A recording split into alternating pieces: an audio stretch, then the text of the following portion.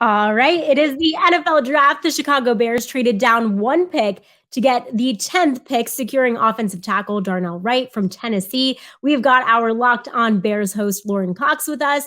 I'm Jourdan Black. But first, Locked On NFL draft coverage is presented by Ultimate Football GM. You think you can run an NFL franchise? Well, visit ultimate-gm.com to play the Ultimate NFL GM simulation game and start your dynasty today. All right, Lorin, we maybe didn't see this coming. I know it's only one trade down, but kind of walk me through your reaction, your emotions as a Bears fan, as a Bears host in what happened today. This is kind of a pick that we were all waiting for after what happened in the offseason with the Bears. So walk me through what happened tonight. Yeah, the most surprising thing was less who they took, but who they didn't take, right? I think Bears fans were waiting with bated breath to see if Jalen Carter would make it to the 9th overall pick. And he did. And it was like, all right, like this is the time we will find out right now if Ryan Poles, the Bears general manager, feels comfortable with the question marks surrounding Carter, or if, it's just a little bit too much for him to try and risk in his, first round pick as the Bears general manager. And clearly not willing to make that pick, trades down one spot for the Eagles. It wasn't a huge surprise that they decided to trade down again. That had been something that had been rumored in the pre-draft process, but it would have depended on there being a good player at 9 for someone to trade up for. It just so happened to be Jalen Carter and one pick. So they moved back just a little bit, pick up a future 4th round pick. It's kind of peanuts at that point, but it's better than nothing. They got a little bit of something to stay there and still take one of the offensive tackles they had very high on their board in Darnell Wright and make that investment in pass protection in the offensive line for Justin Fields.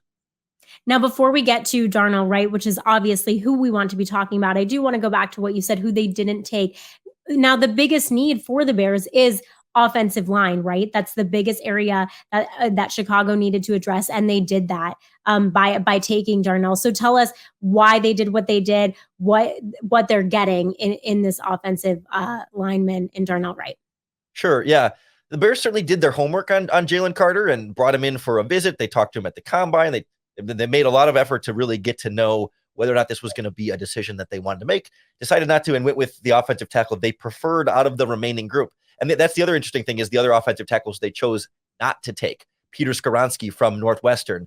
We wondered, would the Bears be a team that viewed his arm length as too big to overcome at the tackle position? And they had the choice of them or Broderick Jones from Georgia, but ultimately preferring Wright among the group. That had been the pre-draft rumor that Wright was the tackle they kind of preferred out of that trio if Paris Johnson indeed wasn't going to be available for them. But Wright comes in with positional versatility, having started at both left and right tackle at Tennessee, even played some guard back in his freshman year. So you feel like he could plug and play at a number of different positions, but they clearly have a big hole at right tackle right now. That's where he started and played his absolute best this past season at Tennessee, where we saw him pretty well shut down Will Anderson, who went 3rd overall in the draft. So you feel like he's got the pedigree. He's got a lot of the physical tools with length, size, but still pretty good mobility.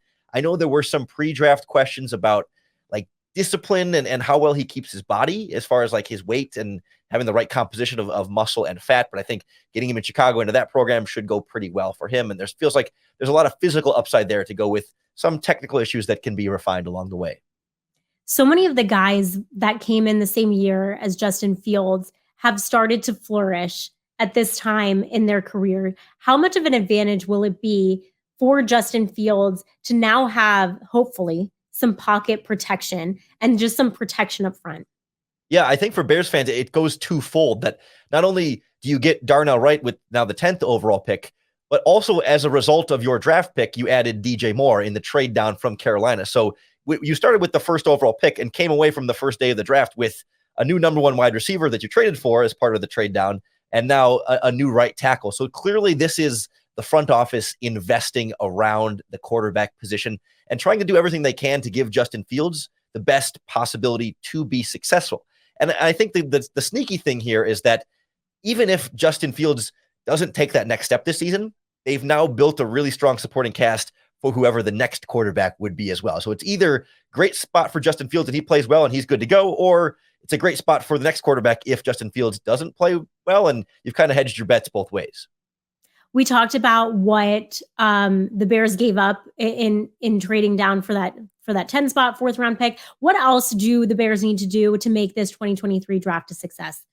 Yeah, they do need to address the position they chose not to address with Jalen Carter. The defensive line remains the biggest question mark, and this needs to be a trench-heavy draft for the Chicago Bears, including starting with the right tackle, but they could still use more offensive line depth later on, but they need edge rushers. They need defensive tackles. It's why the fan base would have been thrilled with Jalen Carter at that spot, but there's still, I think, good options at defensive tackle and defensive end in the second round, where they picked 3 times over the course of 12 picks from 53 to 64. Whereas comparatively, the offensive tackle class dropped off a lot once you get past the first round, and they might not have had those options there. So I can't help but wonder if looking at the draft classes as a whole also influenced the Bears' decision a little bit there to take the tackle early to know you can get the defensive line later on. All right. Well, Tennessee fans, Chicago fans, SEC Chicago fan base, I feel like there's a similarity there, right? What can Darnell expect in coming to a Chicago fan base? Yeah, back-to-back years, the Bears drafted Tennessee Volunteer with the wide receiver Velus Jones last year. No, of course, like Bears fans are passionate. I mean, we saw the companies that make the mock draft simulators put out that the Chicago Bears fans use the simulators more than any other fan base. This fan base is in tune with the NFL draft and knows these draft prospects. And we saw even on Twitter, Darnell Wright was getting in the DMs of people who were being critical of them. So he's already being aggressive, trying to block on Twitter. We're excited to see him get aggressive and trying to block on the field as well. I love it. That's a great way to look at it. Lorin, thank you for your insight. We appreciate it. For more on the Bears, be sure to tune in to the Locked On Bears podcast. And that is part of the Locked On Podcast Network, your team every day.